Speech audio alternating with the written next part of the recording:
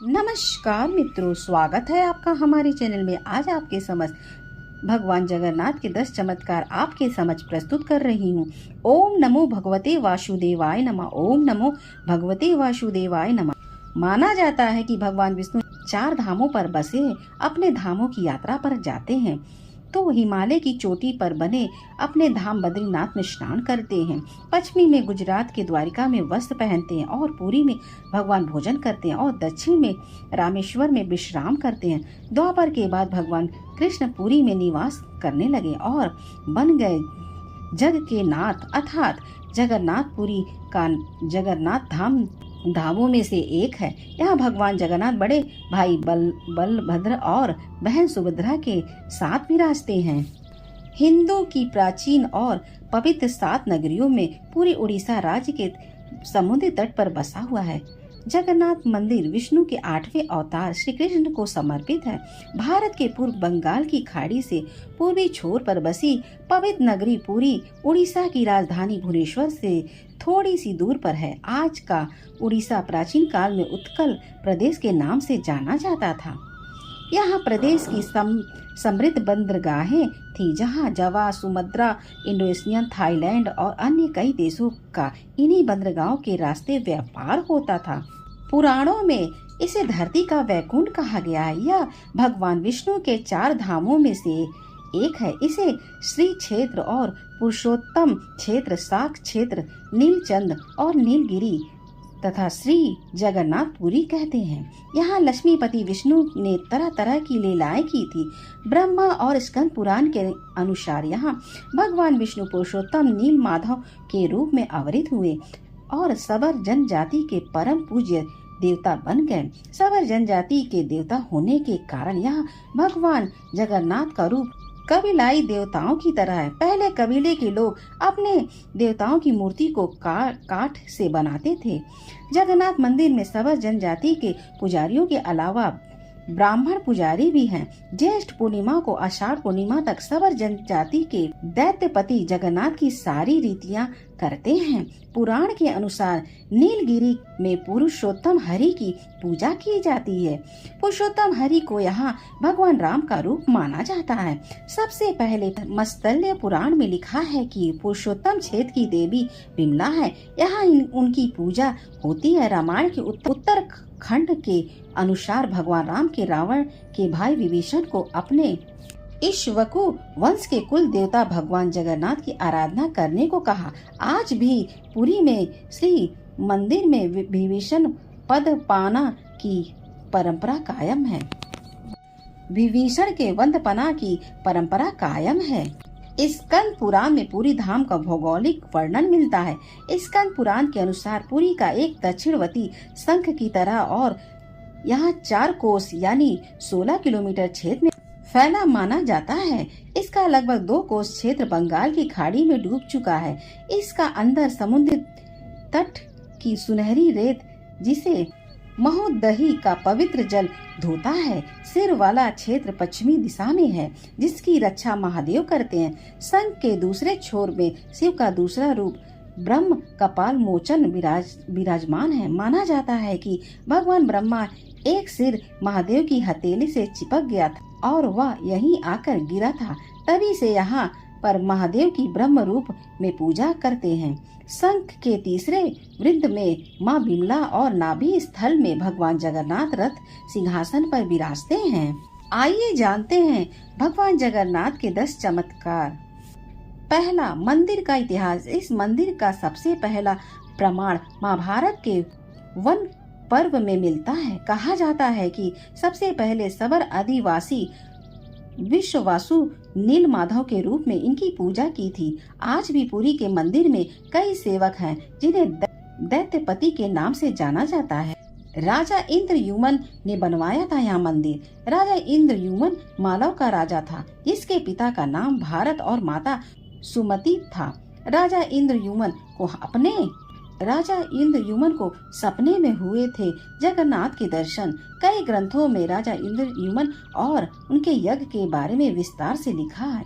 उन्होंने यहाँ कई विशाल यज्ञ किए और एक सरोवर बनवाया। एक रात भगवान विष्णु ने उनको सपने में दर्शन दिए और कहा, नीलचल पर्वत की एक गुफा में मेरी एक मूर्ति है, उसे नील माधव कहते हैं। तुम एक मंदिर बनवाकर उसे मेरी यह मूर्ति स्थापित कर दो। राजा ने अपने सेवकों को नीलचंद पर्वत की खोज में भेजा। उनमें से एक था ब्राह्मण विधापति। विधापति ने सुन रखा था कि सवर कबीले के लोग नील माधव की पूजा करते हैं और उन्होंने अपने देवता की इस मूर्ति को नीलचल पर्वत की गुफा में छुपा रखा है। वह यह भी जानता था कि सवर कबीले का मुखिया विश्ववासु नील माधव का उपासक है और उसी ने मूर्ति को गुफा में छुपा रखा है। चतुर विधापति ने मुखिया की बेटी से विवाह कर लिया। आखिर में वह अपनी पत्नी के जरिए नील माधव की गुफा तक पहुंचने में सफल हो गया। उसने मूर्ति चुरा ली और राजा को लाकर दे दिया। विश्ववासु अपने आराध्य देव की मूर्ति चोरी होने से बहुत दुखी हुए। अपने भक्त के दुख से भगवान भी दुखी हो गए। भगवान गुफा में लौट गए, लेकिन साथ ही राजा इंद्रयुम्न से वादा किया कि वे एक दिन उनके पास जरूर लौटेंगे, बशर्ते कि वो एक दिन उनके लिए विशाल मंदिर बनवा दे। राजा ने मंदिर बनवा दिया और भगवान विष्णु से मंदिर में विराजमान होने के लिए कहा। भगवान ने कहा कि तुम मेरी मूर्ति बनाने के लिए समुद्र में तैर रहा पेड़ का एक टुकड़ा उठाकर लाओ, जो द्वारिका से समुद्र में तैरकर पुरी में आ गया है। राजा के सेवक ने उस पेड़ के टुकड़े को तो ढूंढ लिया, लेकिन सब लोग मिलकर भी उस पेड़ को नहीं उठा पाए। तब राजा को समझ में आ गया कि नील माधव के अनन्य भक्त सवर कबीले के मुखिया विश्ववासु की ही सहायता लेनी पड़ेगी। उस वक्त हैरान रह गया जब विश्ववासु भारी भरकम लकड़ी को उठाकर मंदिर तक ले गए। अब बारी थी लकड़ी से भगवान की मूर्ति गढ़ने की। राजा के कारीगरों ने लाख कोशिश कर ली, लेकिन कोई भी लकड़ी में एक छेनी तक नहीं लगा सका। तब तीनों लोग के कुशल कारीगर भगवान विश्वकर्मा एक बूढ़े व्यक्ति का रूप धारण कर आए। उन्होंने राजा से कहा कि वे नील माधव की मूर्ति बना सकते हैं, लेकिन साथ ही उन्हें अपनी शर्तें भी रखी। वे 21 दिनों में मूर्ति बनाएंगे और अकेले में ही बनाएंगे, कोई उनको बनाते समय नहीं देख सकता। उनकी शर्त मान ली गई। लोगों को आरी छेनी हथौड़ी की आवाज आती रही। राजा इंद्रयुम्न की रानी गुड़ीचा अपने को रोक नहीं पाई। वह दरवाजे के पास गई तो उसे कोई आवाज सुनाई नहीं दी। वह घबरा गई। उसे लगा कि बूढ़ा कारीगर मर गया। उसने राजा को उसकी सूचना दी।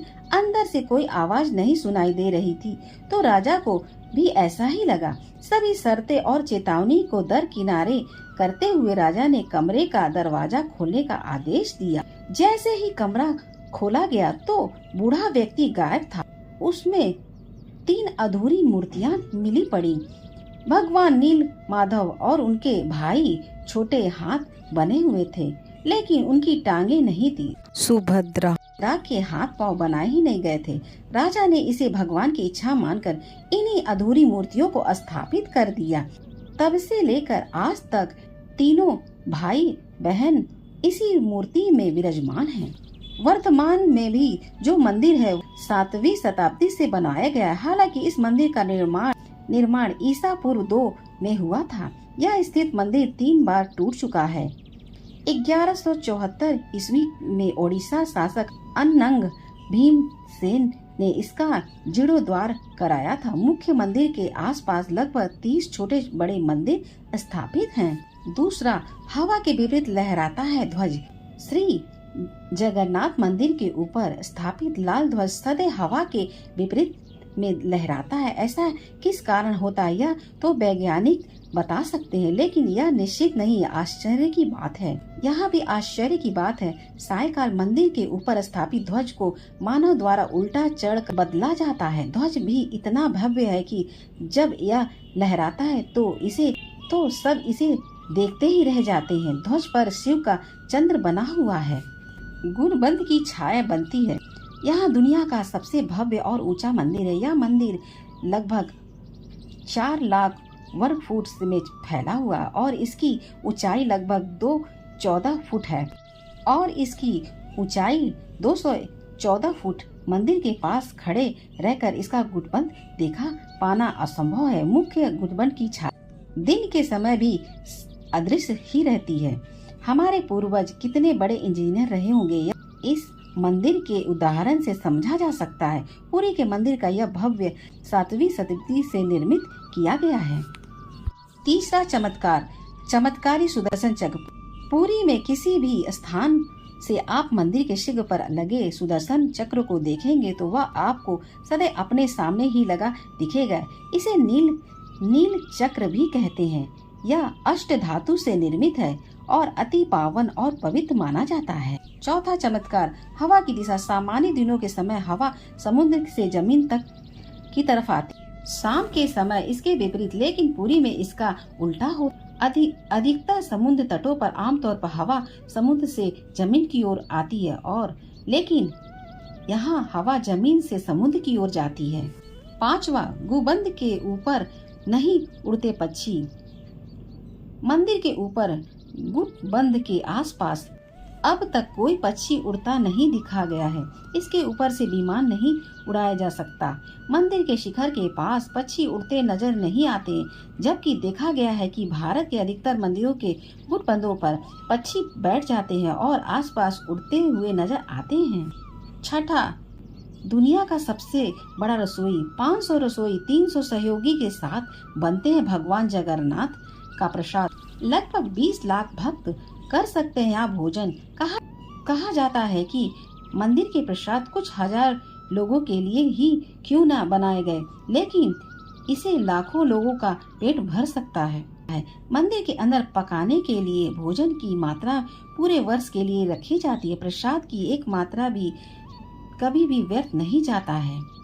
मंदिर की रसोई में प्रसाद पकने के लिए 7 बर्तन एक दूसरे के ऊपर रखे जाते हैं और सब कुछ लकड़ी पर ही पकाया जाता है। इस प्रक्रिया के शीघ्र बर्तन में सामग्री पहले पकती है, फिर क्रमशः नीचे की तरफ एक के बाद एक पकती जाती है, अर्थात सबसे ऊपर रखे बर्तन का खाना पहले पक जाता है। यह भी चमत्कार है। 7वां, समुद्र की ध्वनि। मंदिर के सिंह द्वार में पहला कदम प्रवेश करने पर ही मंदिर के अंदर से आप सागर द्वारा निर्मित किसी भी ध्वनि को नहीं सुन पा सकते हैं। आप सागर द्वारा निर्मित किसी भी ध्वनि को नहीं सुन सकते। आप मंदिर के बाहर से ही कदम को पार करेंगे तब आप इसे सुन सकते। इसे शाम को स्पष्ट रूप से अनुभव किया जा सकता। इसी तरह मंदिर के बाहर स्वर्ग द्वार, जहाँ पर मोक्ष प्राप्ति के लिए शव जलाए जाते हैं, लेकिन जब आप मंदिर से बाहर निकलेंगे तभी आपको लाशों के जलने की गंधक महसूस होगी। 8वां चमत्कार, रूप बदलती मूर्ति। यहाँ श्री कृष्ण को जगन्नाथ कहते हैं। जगन्नाथ के साथ उनके भाई बलभद्र और बलराम और बहन सुभद्रा विराजमान है। तीनों की यह मूर्ति काठ की बनी हुई है। यह प्रत्येक साल में एक बार होता है। प्रतिमा का नव कलेवर। मूर्तियाँ नई जरूर बनाई जाती हैं, लेकिन आकार रूप वही रहता है। कहा जाता है कि उन मूर्तियों की पूजा नहीं होती है, केवल दर्शनार्थ रखी जाती है। 9वां, विश्व की सबसे बड़ी रथ यात्रा। आषाढ़ माह में भगवान रथ पर सवार होकर अपनी मौसी रानी गुड़िचा के घर आते हैं। यह रथ यात्रा 5 किलोमीटर में फैले पुरुषोत्तम क्षेत्र में ही होती है। रानी गुड़िचा भगवान जगन्नाथ के परम भक्त राजा यूनन की पत्नी थी, इसलिए रानी को भगवान जगन्नाथ की मौसी कहा जाता है। अपनी मौसी के घर भगवान 8 दिन रहते हैं। आषाढ़ शुक्ल दशमी को वापसी की यात्रा होती है। भगवान जगन्नाथ का रथ नंदी घोष है। सुभद्रा का रथ दर्प दलन है और भाई बलराम का रथ तल ध्वज है। पुरी के गजपति महाराज सोने की झाड़ू बहारते हैं, जिसे छेरा पैरर कहते हैं। 10वां चमत्कार, हनुमान जी करते हैं जगन्नाथ की समुद्र से रक्षा। माना जाता है कि 3 बार समुद्र ने जगन्नाथ के मंदिर को तोड़ दिया था। कहते हैं कि महाप्रभु जगन्नाथ ने वीर मारुति हनुमान जी को यहाँ समुद्र को नियंत्रण करने हेतु नियुक्त किया है, परंतु जब हनुमान जी जगन्नाथ बलभद्र और सुभद्रा के दर्शन का लोभ सवर नहीं कर पाते वे प्रभु के दर्शन के लिए नगर में प्रवेश कर जाते हैं। ऐसे में समुद्र भी उनके पीछे नगर में प्रवेश कर जाता है। केसरी नंदन हनुमान जी की इस आदत से परेशान होकर जगन्नाथ महाप्रभु ने हनुमान जी को यहाँ स्वर्ण बेड़ी से अवरुद्ध कर दिया है। यहाँ जगन्नाथपुरी में ही सागर तट पर बेदी हनुमान का प्राचीन एवं प्रसिद्ध मंदिर है। भक्त लोग बेड़ी में जगड़े हनुमान के दर्शन करने के लिए आते हैं। अगर मेरी वीडियो आपको अच्छी लगे तो हमारे चैनल को सब्सक्राइब करें।